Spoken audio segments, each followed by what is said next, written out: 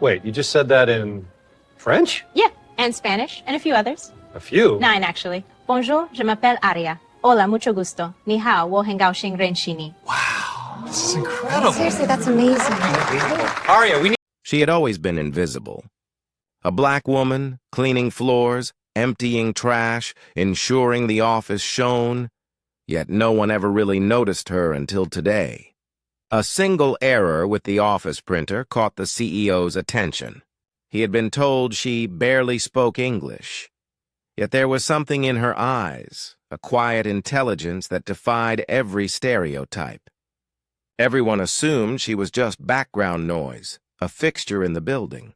But what he was about to discover would shatter every assumption. 9 languages, fluent, brilliant, hidden, and for years the office had dismissed her because of her skin color and job title. How could someone so capable be overlooked for so long? Watch until the end to see what happened next. Wait a second. Tell us where you're watching from in the comments, and don't forget to subscribe for more powerful stories like this. It was another ordinary Monday morning in the gleaming downtown office. The janitor, Monique, moved silently through the corridors, her mop squeaking softly against the polished marble floors. She had worked here for over a decade, quietly keeping the office running.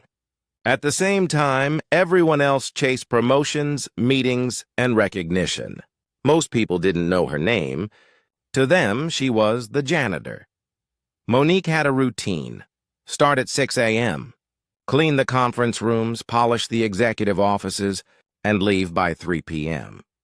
Beneath the uniform and humble demeanor, however, lay a story no one could have guessed. Monique spoke 9 languages fluently. She had studied, traveled, and taught, but no one ever asked. Prejudices kept her in the shadows.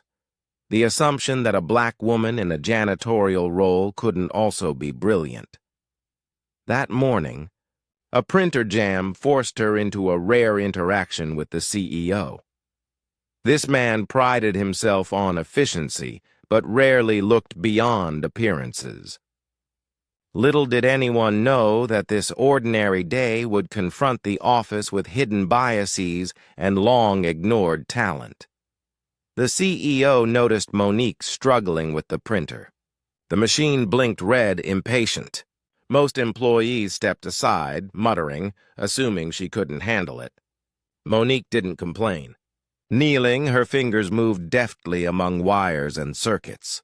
Within moments, the printer whirred back to life. Intrigued, the CEO leaned closer. "Do you need help?" he asked, expecting a simple nod. Instead, Monique answered in flawless English, her diction sharp and precise, revealing a depth of knowledge no one had imagined. Curiosity turned to astonishment as he asked questions about the office network, spreadsheets, and minor coding tasks. Monique answered effortlessly, her intelligence undeniable. But that wasn't all. When a visiting client spoke in French, assuming no one in the office understood, Monique replied flawlessly, transitioning seamlessly through Arabic, Mandarin, Spanish, German, Russian, Japanese, Italian, and Portuguese. The room went silent. Shocked colleagues exchanged uneasy glances, realizing how deeply they had underestimated her. For years, Monique had been overlooked, marginalized, and dismissed.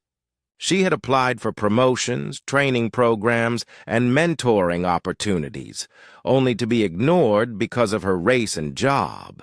That morning, her abilities could no longer be hidden. Yet not everyone reacted admirably. Some whispered resentfully, ashamed of their own assumptions. Finally, the CEO called Monique into his office. For the first time, she felt truly seen, not as a background employee or a black woman janitor, but as a brilliant human being capable of profound contributions. She explained her qualifications, degrees, and experiences, which the office had long ignored. The CEO's face reflected shock, guilt, and the dawning realization of institutional bias. As Monique entered the CEO's office, the weight of years of invisibility pressed on her. She spoke with calm authority, recounting each instance she had been overlooked or dismissed. "You've been here over 10 years, the CEO said, voice heavy with disbelief. "And no one knew, no one asked." Her gaze didn't falter. "You assumed because of my job, my appearance, my skin color? That's not my failure, it's yours." The room went silent. Outside, the office buzzed as if nothing had changed. Yet inside, decades of prejudice had been exposed in moments. Recognition, anger, and justice collided. The CEO realized the company's culture hadn't just been unfair, it had been actively suppressing talent. Monique's brilliance had forced everyone to confront a harsh truth. Intelligence and capability know no skin color or job title.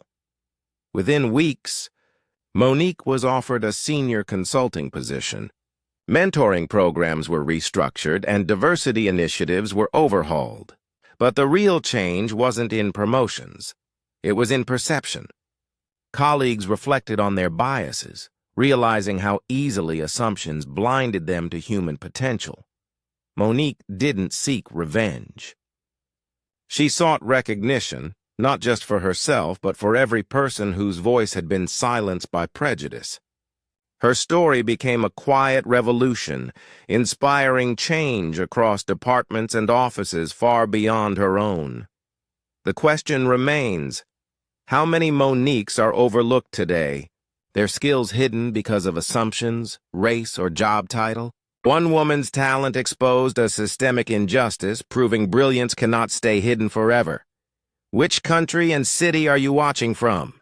Could someone like Monique be working unnoticed near you right now? Take care.